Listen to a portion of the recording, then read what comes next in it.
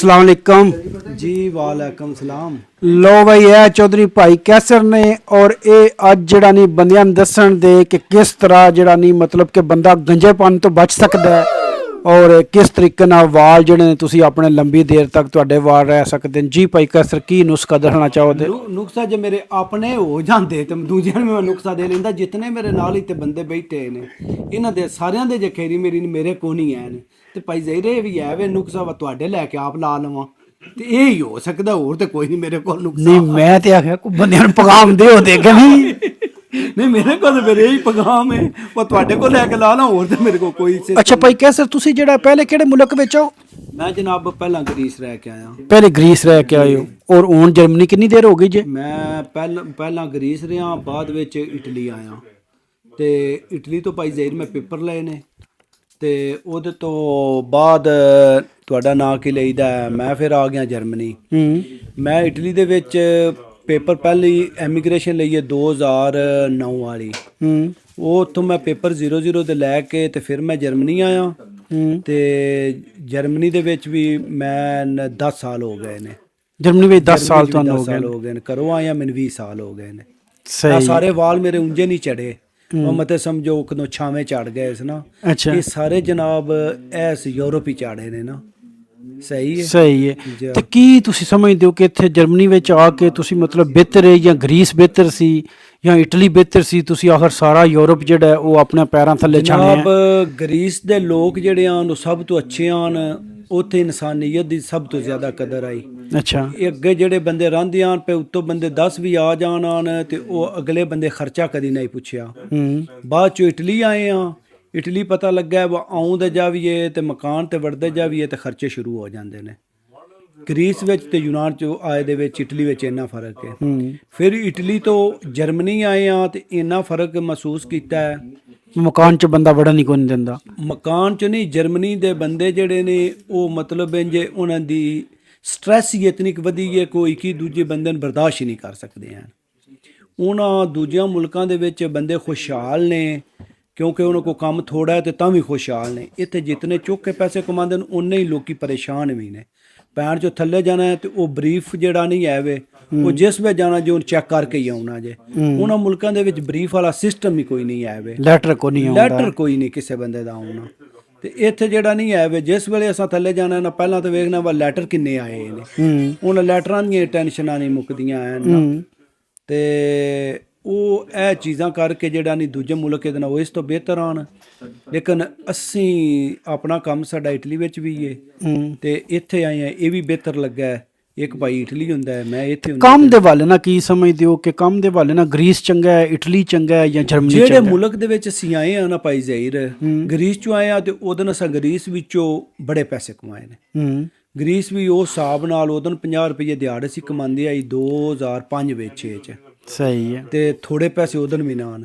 ਜੇ ਇਟਲੀ ਆਏ ਆ ਤੇ ਇਟਲੀ ਵੀ ਕੰਮ ਬੜਾ ਠੀਕ ਆਈ, ਕੰਮ ਪੈਸੇ ਉੱਥੇ ਵੀ ਥੋੜੇ ਨਾਨ। ਅੱਗੋਂ ਜਰਮਨੀ ਆਏ ਆ ਇੱਥੇ ਹੋਰ ਜ਼ਿਆਦਾ ਆਨ। ਗੱਲ ਇਹ ਵੇ ਵਾ ਜੋ ਇਨਸਾਨ ਸਟਰਗਲ ਹੀ ਜੇ ਕਰਦਾ ਜਾਂਦਾ ਹੈ ਤੇ ਅਗਾਂਹ ਲਗਾ ਜਾਂਦਾ ਹੈ ਤੇ ਹੋਰ ਜਿਹੜੇ ਮੁਲਕ ਜਾਓ ਤੁਸੀਂ ਆਪਣਾ ਮੁਕੱਦਰ ਲੈਣਾ, ਕਿਸਮਤ ਇਨਸਾਨ ਦੀ।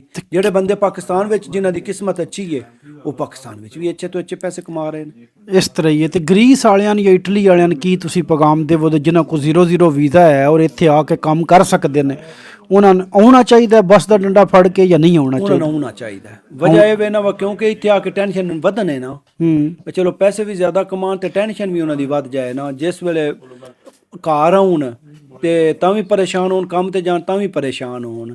ਕਿਉਂਕਿ ਇੱਥੇ ਤੁਹਾਨੂੰ ਪਤਾ ਹੈ ਇਹ ਪਾਰਕਾਂ ਦੇ ਵਿੱਚ ਵੀ ਜਿਤਨੇ ਡੁੱਚ ਲੋਕ ਨੇ ਅੱਧੇ ਉਹ ਪਾਗਲ ਫਿਰ ਰਹੇ ਨੇ ਤੇ ਅਸੀਂ ਤੇ ਫਿਰ ਵੀ ਉਹਨਾਂ ਨੂੰ ਕਾਟੀ ਸਮਝਦੇ ਹੋ ਕਿ ਜਰਮਨੀ ਵਿੱਚ ਆ ਕੇ ਬੰਦਾ ਪੈਸੇ ਜ਼ਿਆਦਾ ਕਮਾ ਸਕਦਾ ਹੈ, ਪੈਸੇ ਜ਼ਿਆਦਾ ਕਮਾ, ਸਟ੍ਰੈਸ ਜ਼ਿਆਦਾ ਵਧਾ ਵੀ ਸਕਦਾ, ਲੇਕਿਨ ਟੈਨਸ਼ਨ ਵੀ ਨਾਲ ਜ਼ਿਆਦਾ ਹੈ ਨਾ ਨਾਲ। ਇਹ ਨਹੀਂ ਕਿਸ ਚੀਜ਼ ਦੀ ਟੈਨਸ਼ਨ ਹੈ ਇੱਥੇ? ਟੈਨਸ਼ਨ ਇੱਥੇ ਜਿਹੜੀ ਵੀ ਹੈ ਨਾ ਉਹ ਇੱਕ ਦੂਜੇ ਨਾਲ ਜ਼ਿਆਦਾ ਹੈ। ਘਰ ਦੀ ਟੈਨਸ਼ਨ, ਘਰ ਲੈਣਾ ਜੇ ਤਾਂ ਵੀ ਕੋਈ ਵੀ ਤੁਸਾਂ ਕਰਨਾ ਤੁਹਾਨੂੰ ਪਰੇਸ਼ਾਨੀਆਂ ਇੱਥੇ ਹਨ। ਦੂਜਿਆਂ ਮੁਲਕਾਂ ਦੇ ਵਿੱਚ ਕੋਈ ਤੁਹਾਨੂੰ ਇਸ ਚੀਜ਼ ਦੀਆਂ ਪਰੇਸ਼ਾਨੀਆਂ ਦੀ ਦਿੱਕਤ ਨਹੀਂ ਕਰਨੀ ਪੈਂਦੀ ਜਿਹੜਾ ਸਾਹਮਣਾ ਤੁਹਾਨੂੰ ਜਰਮਨੀ ਦੇ ਵਿੱਚ ਕਰਨਾ ਪੈਂਦਾ। ਇੱਥੇ ਸਮਝਦੇ ਹੋ ਜਿਹੜਾ ਵੀ ਕੰਮ ਕਰਨਾ ਟੈਨਸ਼ਨ ਹੈ। ਹਾਂ ਇੱਥੇ ਇੱਕ ਗੱਲ ਹੈ ਉਸ ਹਿਸਾਬ ਨਾਲ ਕੰਮ ਜ਼ਿਆਦਾ ਨੇ, ਤੁਸੀਂ ਕੰਮ ਜ਼ਿਆਦਾ ਬਦਲ ਸਕਦੇ ਹੋ, ਕੰਮ ਜ਼ਿਆਦਾ ਕਰ ਸਕਦੇ ਹੋ। ਇੱਥੇ 24 ਘੰਟੇ ਕੰਮ ਕਰਨਾ ਚਾਹੁੰਦੇ ਹੋ ਤਾਂ ਵੀ ਕਰ ਸਕਦੇ ਹੋ। ਉਹਨਾਂ ਮੁਲਕਾਂ 'ਚ ਤੁਸੀਂ ਇੱਕ ਨੌਕਰੀ ਤੋਂ ਡਿਊਟੀ ਤੋਂ ਬਾਅਦ ਦੂਸਰੀ ਨੌ ਕਰ ਸਕਦੇ, ਲੱਭਦੀ ਨਹੀਂ ਆਵੇ ਮਸਾਂ ਇੱਕ ਇੱਕ ਹੀ ਡਿਊਟੀ ਇੱਥੇ ਸਮਝਦੇ ਵਾ ਕੰਮ ਦਾ ਕੋਈ ਇਸ਼ੂ ਇੱਥੇ ਕੰਮ ਦਾ ਕੋਈ ਮਸਲਾ ਨਹੀਂ ਹੈ, ਲੇਕਿਨ ਇਹ ਵੇ ਬਾ ਇੱਥੇ ਉਹ ਹਿਸਾਬ ਨਾਲ ਕੰਮ ਜ਼ਿਆਦਾ ਨੇ, ਪੈਸੇ ਵੀ ਜ਼ਿਆਦਾ ਨੇ, ਲੇਕਿਨ ਉਂਝੇ ਸਟ੍ਰੈਸ ਵੀ ਜ਼ਿਆਦਾ ਹੋਵੇ। ਤੇ ਮੰਡੀ ਵਾਲਿਆਂ ਨੇ ਕੀ ਆਖਣਾ ਚਾਹੋਦੇ ਵੀ ਡੰਕੀ ਲਾਉਣ ਜਾਂ ਨਾ ਮੰਡੀ ਲਾਉਣ? ਵਾਲੇ ਹੁਣ ਮੰਡੀ ਇੱਕ ਬ੍ਰਾਂਡ ਬਣ ਗਏ ਹੈ ਤੇ ਮੰਡੀ ਵਾਲੇ ਹੁਣ ਜਿਹੜੇ ਨੇ ਬਾਈ ਇਹ ਹੁਣ ਅੱਗੇ ਤੇ ਆਉਂਦੀਆਂ ਡੰਕੀਆਂ ਲਾ ਕੇ ਹੁਣ ਮੰਡੀ ਦੇ ਬੰਦੇ ਜਿਹੜੇ ਨੇ ਉਹ ਵੀਜ਼ੇ ਲੈ ਕੇ ਆਉਣ, ਵੀਜ਼ੇ ਕਿਉਂਕਿ ਮੰਡੀ ਦੇ ਬੰਦਿਆਂ ਲੱਭ ਜਾਂਦੇ ਨੇ, ਜਿਹੜਾ ਬੰਦਾ ਵੀ ਅਪਲਾਈ ਕਰਦਾ ਹੁਣ ਲੇਕਿਨ ਸਮਝਦੇ ਹੋ ਭਾਵੇਂ ਡੰਕੀ ਲਾ ਕੇ ਹੁਣ ਭਾਵੇਂ ਵੀਜ਼ੇ ਲੈ ਕੇ ਹੁਣ ਆ ਜਾਣਾ ਚਾਹੀਦਾ ਕਿਉਂਕਿ ਪਿੱਛੇ ਤਾਂ ਹੀ ਬੰਦੂਕਾਂ ਲੈਣੀਆਂ ਨੇ ਨਾ, ਜੋ ਤਾਂ ਹੀ ਅਸਲੇ ਦੇ ਕਾਰਤੂਸਾਂ ਜੋਗੇ ਗੋਲੀਆਂ ਜੋਗੇ ਪੈਸੇ ਬਣਨੇ ਨੇ। ਤੇ ਜੇ ਇੱਥੇ ਉਹ ਤੇ ਫਿਰ ਮਾੜਾ ਹੀ ਕੰਮ ਹੈ ਨਾ। ਕੰਮ ਤੇ ਮਾੜਾ, ਲੇਕਿਨ ਇਹ ਸਾਡਾ ਇੱਕ ਮਤਲਬ ਇਹ ਪੇਸ਼ਾ ਬਣ ਗਿਆ ਮੰਡੀ ਦੇ ਲੋਕਾਂ ਦਾ ਨਾ। ਅਸੀਂ ਸਮਝਦੇ ਆ ਬਾ ਉਹ ਸਾਡੀ ਇੱਕ ਕਹਾਵਤ ਹੈ ਬਾ ਗੱਡੀ ਚੰਗੀ ਉਗਾ ਚੰਗਾ ਦਾਰਾ ਚੰਗਾ, ਇਹ ਸਾਡਾ ਨਾ ਹੋਵੇ ਤੇ ਸਾਡਾ ਨਿਜ਼ਾਮ ਪਿਛਾ ਨਹੀਂ ਚੱਲਦਾ। ਉਹ ਤਾਂ ਬਣਦੇ ਨੇ ਜੇ ਯੂਰਪ ਹੋ ਵੀ ਹੈ ਤੇ ਉੱਥੇ 4 ਕਿੱਲਿਆਂ ਦੇ ਜਾਂ 10 ਕਿੱਲਿਆਂ ਦੇ ਅਸੀਂ ਮਾਲਕ ਆ, ਉਹਦੇ ਵਿੱਚੋਂ ਵਾਹੀ ਕਰਕੇ ਤੇ ਨਹੀਂ ਹੁਣ ਸਾਰਾ ਕੁਝ ਹੁੰਦਾ।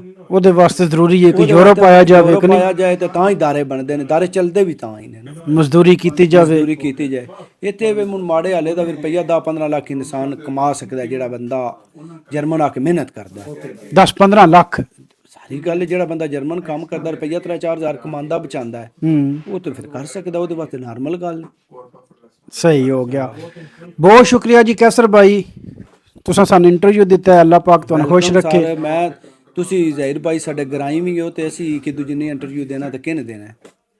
ਬਹੁਤ ਸ਼ੁਕਰੀਆ ਜਨਾਬ, ਅੱਲਾਹ ਪਾਕ ਖੁਸ਼ ਰੱਖੇ ਤੇ ਇਨਸ਼ਾਅੱਲਾ ਫਿਰ ਗੱਲ ਹੋਵੇ ਜੀ। ਓਕੇ, ਅੱਲਾਹ ਹਾਫਿਜ਼।